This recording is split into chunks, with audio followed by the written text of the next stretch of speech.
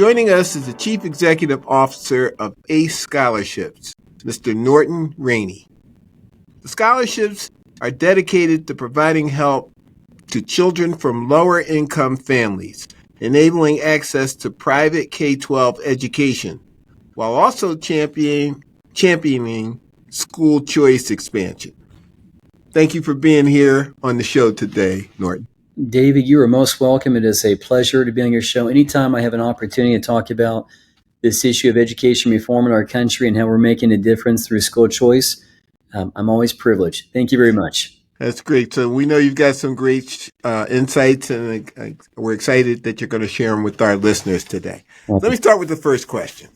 Share a little bit about the history of the ACE Scholarship. How did it start and how it expanded?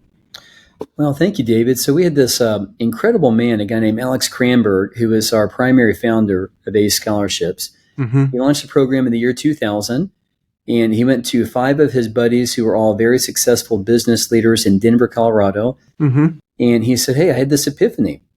And he said, one day I was driving my girls to a beautiful school, a great private school, and I just recognized that I'm lucky.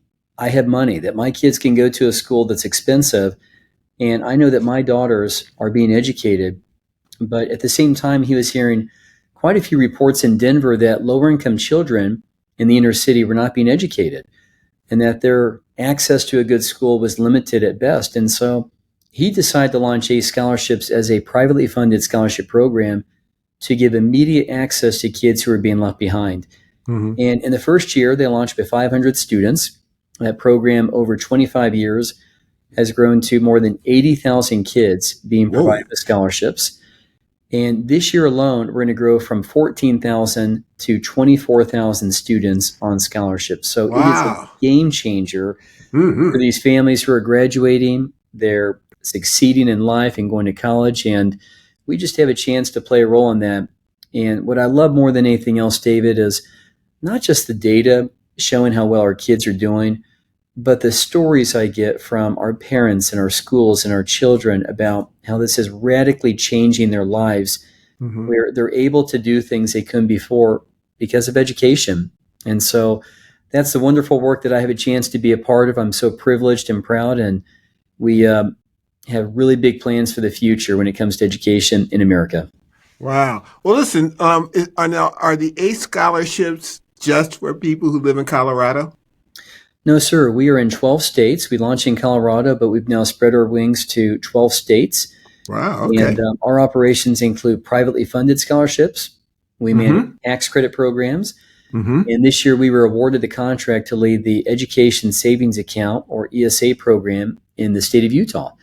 Great. The first year we'll have 10,000 students being served through the Utah program. So we're very excited to be in the ESA space as well. I think that's a good space to be in. No question. There's a lot of, I think that the idea of public education is a great idea, but we need more players in the game. We need more cooks in the kitchen. We do. And I think your benefactor was right. When you have resources, you got options. Mm-hmm. When you don't have resources, it's a whole different ballgame. It's really true. So, David, he used to say, excuse me for interjecting there, but he would say often that if you're wealthy, you send your kid to the private school that you want. If you're middle income, you move to a neighborhood where a good public school exists. Yes. And if you're poor, you're going to the school in your zip code, which all too often is not a good education for your child. And then he would go on to share these great examples about the United States and how, as a believer in free markets and capitalism, that we have choices in every aspect of our lives, from using FedEx or UPS to USPS, and the home you buy, the clothing you purchase. But in education, sadly, we still live in a system right now where you're limited by your zip code. And if you have no money, that's the only option you have. So we're big believers and very agnostic on the kind of education that a child receives, as long as they have access to a quality education, whether it's a public school, a private school charter, anything that works for them. We're pro-family, we're pro-education. Yeah. Well, listen, as long as the parent gets to choose, they get to say, That's right. I'm happy with it. Your decision. I'm happy with your decision. How did you find how did you find yourself in this organization? I always ask this question about people in school choice because I know you didn't grow up saying I wanted to do this. So what's your why behind being involved in school choice efforts? Well, I found myself at ACE by accident. This was not something that I sought to do in my life. I was a Mm-hmm. business major at the Mm-hmm. University of Colorado. I was a golfer who wanted to play pro golf. I actually played golf at the same time as Tiger Woods. And so I got a Okay. chance to see firsthand what it meant to be a really good golfer. And I also knew I couldn't compete with that guy and many other golfers. So what happened is I took a job at the Colorado Foundation for what I thought would be a foray into nonprofit world Mm-hmm. for a short period of time. And then shortly after, I met Alex Cranberg. And Alex Okay. just was this very inspirational person who said, do you want to be a part of something special as we are changing the world? We're changing the country through education. And honestly, I still didn't know if this is something I wanted to do long term, but I was absolutely captivated by his words and what he was doing. And he was backing it up with his money, not just his mouth. And I Mm-hmm. saw more people in Denver doing the same thing. And I got to meet guys like Howard Fuller that you and I spoke about earlier. Mm-hmm. So I saw these amazing people, and that was really my foray into education. And I've now been doing this for 22 years. Okay. And I'll really tell you my why behind this is that my why at this time is that we have a chance to radically impact education in our country because we know school choice works. And also, too many kids are being left behind. Too many kids are not able to access the American dream. And so my why is that every kid in this country has access to a quality education. And ACE is one of many remarkable school choice programs from the country that is out there very proudly on the front lines saying that we're going to do this until every kid has a quality education. So that's my why. And I'd say that's Okay. also the why of ACE as well. Great. Great. Well, let's talk a little bit about the bipartisan nature of the school choice movement.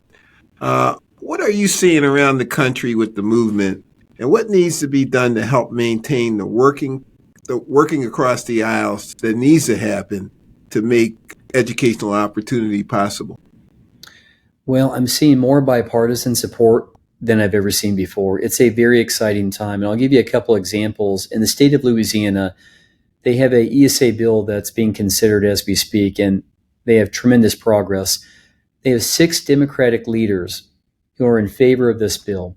Mm-hmm. And one of those leaders, a gentleman named Jason Hughes, gave the most impassioned speech a couple weeks ago. And I would encourage all your listeners, pull that up on YouTube, look up Say the Representative name again. Jason Hughes from Okay. Louisiana. All right. And this remarkable man and orator, someone that you should have on your show, David. Okay. He said, I can't stand behind the fact that our kids are being left behind, that they can't read, that they can't write. Mm-hmm. And he said it so eloquently, but that's just one example of many Democrats in the country. Or Misha Maynor in the state of Georgia. I know her. She's been on the show. Party. Yep. Good guest to have. Yep. So we're seeing people reaching across the aisles and saying, you know what, we can agree on one thing, and that is that we love our kids and we care for our kids. And so we're going to work together in a bipartisan way to ensure that our children are educated because we all care about our country. So across the country, there's a reason why ESA bills are passing, because we're seeing more Democratic leaders and Republicans actually working together for a common bond, and that's to make our country better. That's great. We have what's it 2023, 2024 alone. ACE had scholarships that helped over 14,000 students, and that's an incredible number. Would you share some of your success stories that illustrate the impact that you've had with your tenure over in the organization? Sure, I'd be happy to. And what I'm also really proud of is that it's not just 14,000 this year. That number will grow to 24,000 kids Wow. who will now have an ACE scholarship this year. The stories go on and on. Here's one thing that we know. We can guarantee success when a person supports organization, that our kids will graduate and that they're well prepared. Mm-hmm. And when I say guarantee, what I mean by that is that at least 90% of our kids will graduate from high school. That's a very high percentage compared to the national average, where Sure. low-income kids are not doing well. So we're very proud of that, which we love. And at the same time, we're not resting on our laurels because too many kids are still being left behind at this time. But one success story I love is a young man named Josiah in Mm-hmm. Little Rock, Arkansas. And when Josiah was 10 years old, his father passed away. Mm-hmm. His father was actually an educator, and he said to his wife, he said, make sure that our boys are educated. And his wife, she made a commitment to her husband that our boys will be educated. Mm-hmm. And she knew the best education in Little Rock was a private Christian school, but she couldn't afford it. Right. And so she inquired, and the school put her in touch with ACE scholarships. And Josiah went from being a kid who was really floundering in life and struggling with his father's death to now being in a positive, affirming environment that also helped him recognize he was a great student Mm-hmm. and to help him flourish. And now we're really proud to say that he's at Oral Roberts University. He's Great. thriving. He's doing well. He's setting big goals and dreams for his life someday. And Josiah's just one of many stories. They go on and on. A girl named Jessica last year in Houston spoke at our luncheon, and she grew up in a poor family, and she was able to go to college, and now she's working at a investment banking firm. And she said, Mm-hmm. I'm making 4 times more money in my first year at a college than my parents make on an annual basis. And she Yes. said, I'm not saying that to brag. I'm just saying No. that because I'm educated. So Yes. that's the power of an education. A great education propels people. It's like putting them in a rocket ship. So It's their that's great. fuel. So have you seen an increase in demand for ACE scholarships in the states where ACE participates? We have our demand is off the charts. More parents than ever want an ACE scholarship. They want their kids to be in a good school.